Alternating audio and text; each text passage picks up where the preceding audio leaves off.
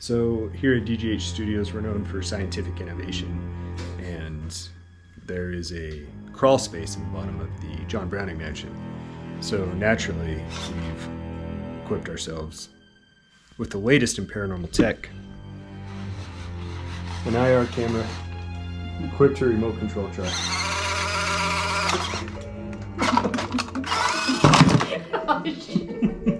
There's no rocks down there. Okay, I won't be driving the truck. Better not be driving us home. And the camera's dead. So much for that button. Plan B? Chad, you're going down there. No. Back to the drawing board.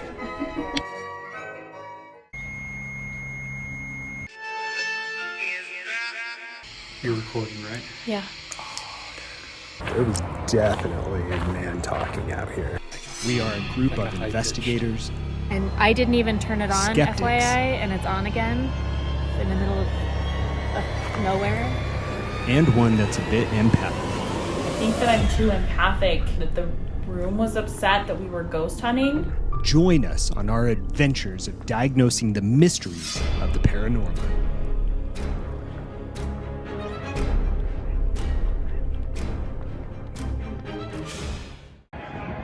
Right, Jason, it is 7 o'clock, which is our investigation time. Just finished lovely dinner at Utah. Their wings are too hot, in case people, hence my face being purple. Where are the girls? I don't know. You lost them. Oh, they're the apothecary. They're the apothecary. So, yep, we're starting this one late. Should be a good night. So, what's going on here? We're just checking out some stuff. Check this place out real quick. What are you doing? Waiting for you to go ghost hunting. Okay. Check this guy out. Skeleton Oh. Yeah. Blink once for yes, twice for no. Are you with us? I think it's a no. It's a hard no. Welcome to the historic mansion of John M. Browning, a name synonymous with innovation and craftsmanship in the world of firearms. Born in 1855 in Ogden, Utah, Browning's genius revolutionized weaponry, leading to the creation of iconic designs that shaped military and civilian firearms alike. His contributions were so profound that it caught the eye of the Winchester Repeating Arms Company, leading them to purchase one of Browning's designs and even had him working for them at one point in his life as well. And because of this, Browning earned the title of Father of Modern Firearms. Yeah, so we picked it up. Somebody else, the sale had fallen through, so we snapped it up, we bought it. Yeah, they built this place, 1899 is when they started it, and they managed to finish it 1900. Arguably one of the most historic mansions in Ogden.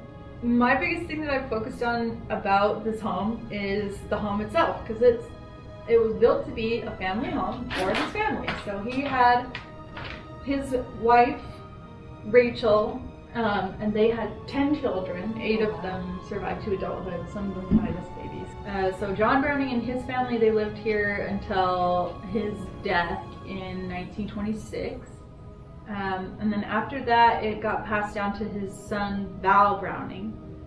And they lived here with the family again for a few years after that. But when World War II happened, Val Browning donated the home to be apartment housing for soldiers. So it got converted into kind of apartments in the 40s. That's when the historic sandstone porch was torn down and they replaced it with this big ugly box. Then at the end of the 40s, beginning of the 50s, it was purchased by the Ogden YWCA. They owned this building until I think it was the late 70s, so they were here for a good long time, and they operated all kinds of stuff out of here. They did transitional housing for women, they held classes here, they did like a daycare center, they operated a domestic violence hotline out of this house, which like you can still see in the basement some of all the old phone wiring and the switchboard and everything for the hotline. This was Ogden's Planned Parenthood clinic for a little while, and then it served as like a few different things. It was a law office for a while. There was like a few different businesses that operated out of here, and then in the 90s it went back to private ownership. I do know from looking at maps, hand-drawn maps of Ogden in 1875, there was Adams Avenue out here used to be called Spring Street because there was a spring, which came up again recently, and by came up I mean we had to get a sump pump installed in our basement. Fun. So yeah, there used to be like a little river coming down the side. So we've been working on trying to restore it back to the original structure, which is a lot of work, a lot of money. The idea is to eventually open like kind of a pseudo museum about both about the Browning family and about the YWCA and all the work that they did here, and just the various people that have lived here and the importance that it's held to the community for like I said, a century and a quarter. So it's still going. We're still working on it. As a historian, I've learned hopefully everything and anything there is to know about it, but I'm still always learning new fun facts. So this 125-year-old mansion, built by a historical figure, and then later occupied by military personnel, YMCA, and even a Planned Parenthood, has the prime history to make Paranormal Activity. Tack on the renovations and the underground spring that is thought to be nearby, and this sets up for prime history for Paranormal Activity inside the mansion. However, the owners aren't so certain. Despite that, local paranormal groups have investigated the mansion. You can see one notable piece of Paranormal Activity captured here.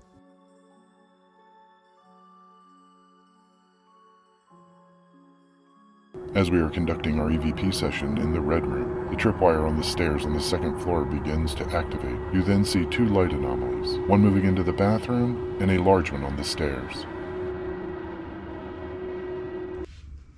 So our task with the John M. Browning mansion, determine whether or not there is paranormal activity that's inhabiting these walls, or whether or not we have created a perfect narrative that seems to fit what we typically think of a haunted location.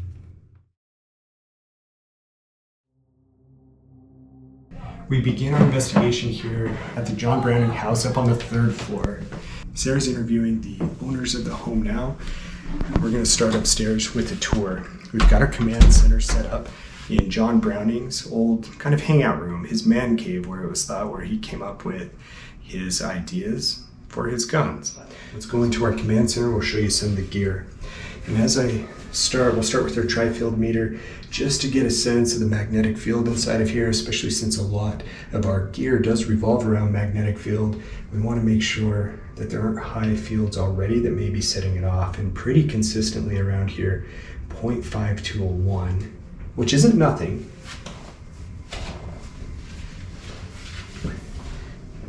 As you can see, here, Jason, I'll go ahead and swap out with you. And we've got our gear set up here with our EMF-trip wire. And we have our SB7 Spirit Box here, which is triggered by touch. Jason, why don't you show them how that works? Just go ahead and tap that bottom part there on the front. There. And that will trigger the Spirit Box to go off. Of course, we've got our REM-pod here. We've got cat balls. We've got our motion detector. So if anything passes over the top, you can see it there. Of course, our power lamp, our music box as well.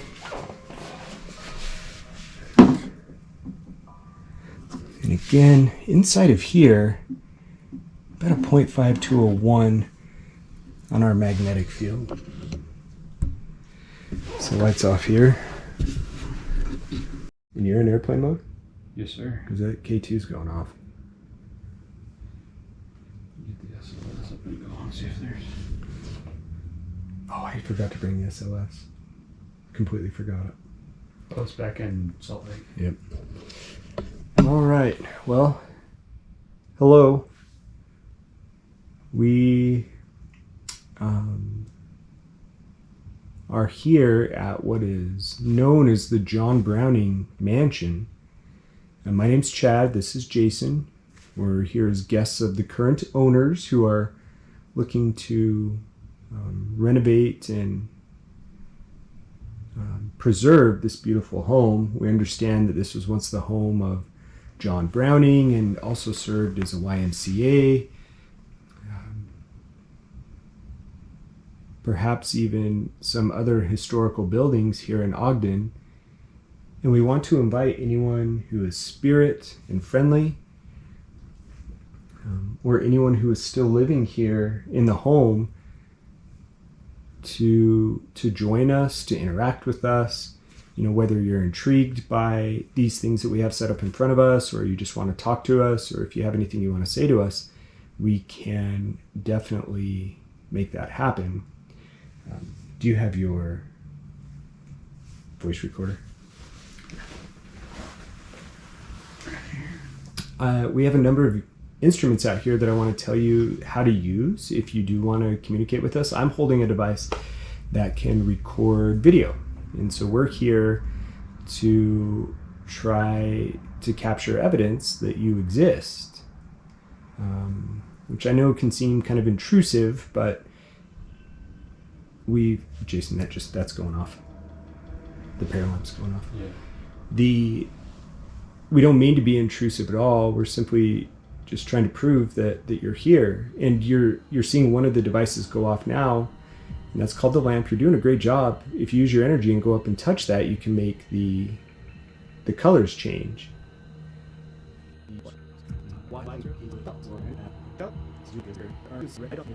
If you pass in front of us, we've got this music. Whoa, that's great.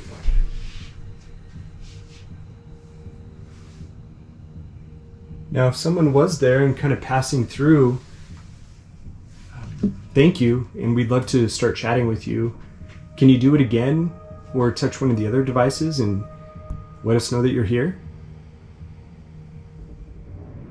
So Jason, at this point, we're a little bit into the first component of our investigation, and you know, we had the tripwire activity, we had the paralamp activity early, which is always hard early in an investigation because we don't know if it's just the surroundings and that's going to be happening, but it hasn't gone off since. What we're gonna do, I think, is just turn off the lights. We're gonna quit filming, which in some locations has triggered some activity, and we'll come back on if we get any activity, but for now, we're gonna cut it and just sit in silence for the next 5 to 10 minutes now. Is there someone down that hallway at all? Jason and I were just about to wrap up. We went 10 minutes of silence, EVP, nothing. EVP session, and nothing, but it sounded like a door just creaked open.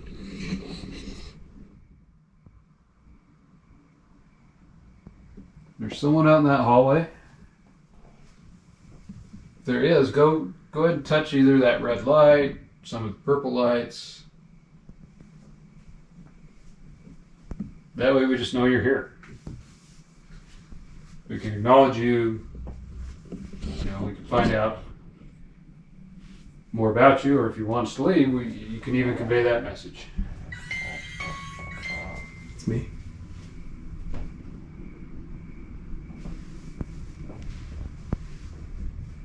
But you didn't hear it, huh? I didn't hear a creak.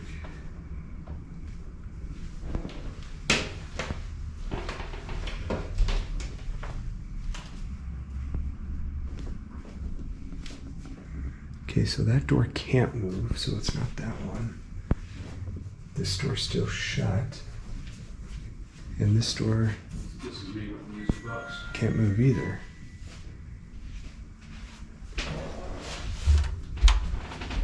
I mean, maybe it was one from downstairs. Because that's that can't move, and this one can't move either. Unfortunately, I don't think we have had anything recording to capture that. No. And I don't know what to make of this green light. I almost wonder if it's a battery. I was gonna say maybe we turn Turn it back on again and see if I don't know that I can call that paranormal. All right, Jason, we're half an hour or so into this thing. Really nothing convincing. maybe we just sit and be quiet for Wanna try 5 or that? 10 minutes and see if something happens. Because when we started, we had some activity. We did. Tripwire started.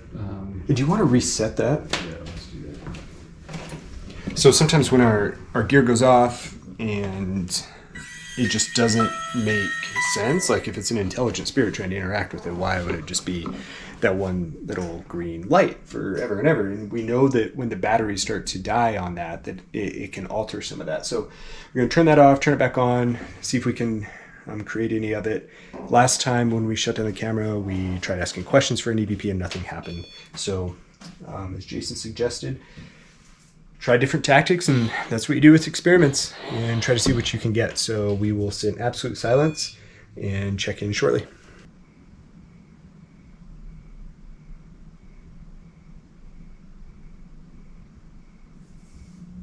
So right when I stepped in the door, I was going out to turn on the lights. We were going to kind of clean up and go downstairs.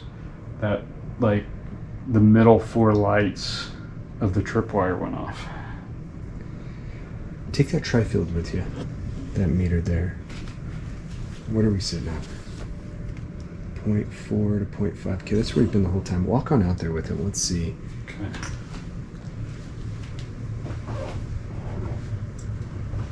Can you see it? Yeah.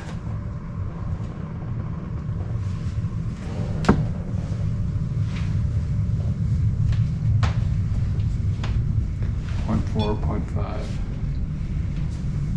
Let's go down to that tripwire. Just see, is there any more electrical field that could have caused this to be tripping? No. Ah? I mean, it's...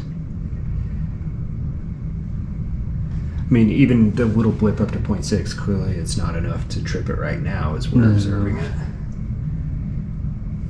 No, I don't think there's... Interesting.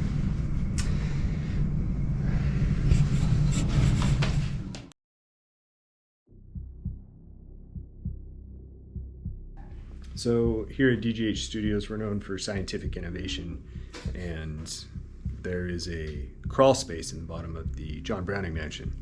So naturally, we've equipped ourselves with the latest in paranormal tech. An IR camera, equipped to remote control truck.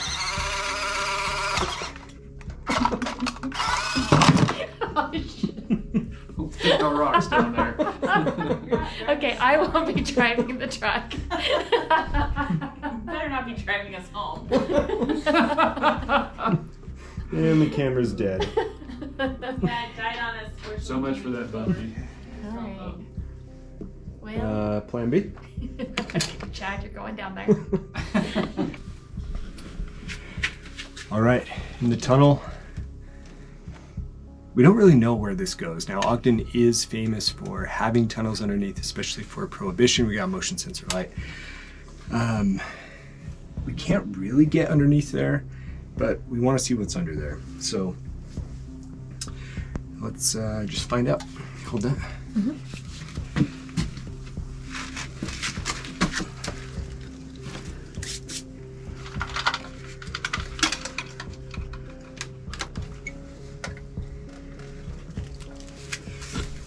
Light, remote control.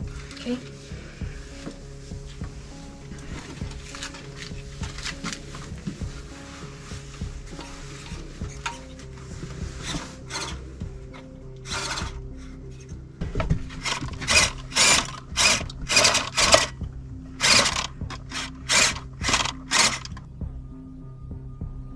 So should we just let it record for a bit?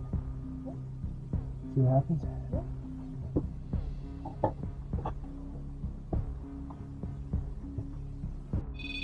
When I turned it on, it wasn't going.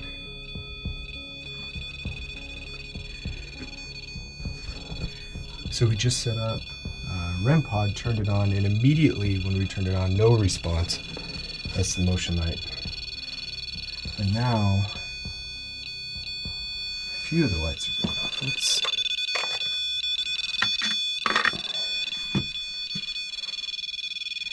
If there's someone coming up from that tunnel, we appreciate you chatting with us, but can you back away from that red light just for a second? Just make all those lights stop. The further away you get from it, it'll stop completely. Can you back away from that, please? I'm going to turn this off. Turn it back on. That's got to be a battery.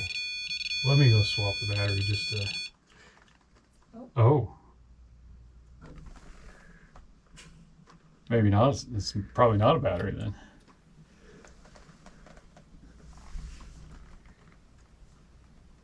All right. Can we light it up again? On the count of 3. 1, 2, 3.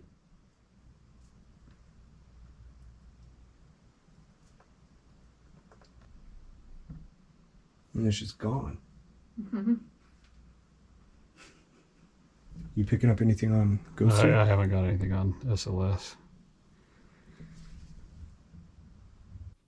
We continue in the basement, but without further response from any spirits. And with that, it just about wraps up our investigation at the John M. Browning mansion. Overall, for us, we did not get much of a creepy or paranormal vibe from the mansion. The responses that we did seem to get came from electromagnetic field detections and often were without a secondary device, also capturing evidence to give us validation. What do you want? Our impression during the limited time that we were there during the investigation is that we did not capture any paranormal activity. Just because a location is old and has incredible history doesn't necessarily mean it's haunted. Furthermore, just because we didn't capture any evidence during our few-hour investigation doesn't mean that it's not haunted either. If you would like to investigate the John M. Browning mansion, please be sure to visit their website, johnmbrowningmansion.com. You can donate, further check out history of the location, and contact the owners to see about setting up your own investigation. There is also a nearby gun museum where you can see many of the Browning guns and inventions, but those do not reside at the mansion itself. Let us know what you think about this investigation. In this video in particular, I left a bit more of our investigation techniques in the video. Let me know in the comments whether or not you liked it. If you did enjoy the content, please make sure to like, subscribe, and share with a friend. It certainly helps us grow. At the end of this video, I'll show a full walkthrough of the mansion, so please be sure to stick around for that. Otherwise, happy hunting.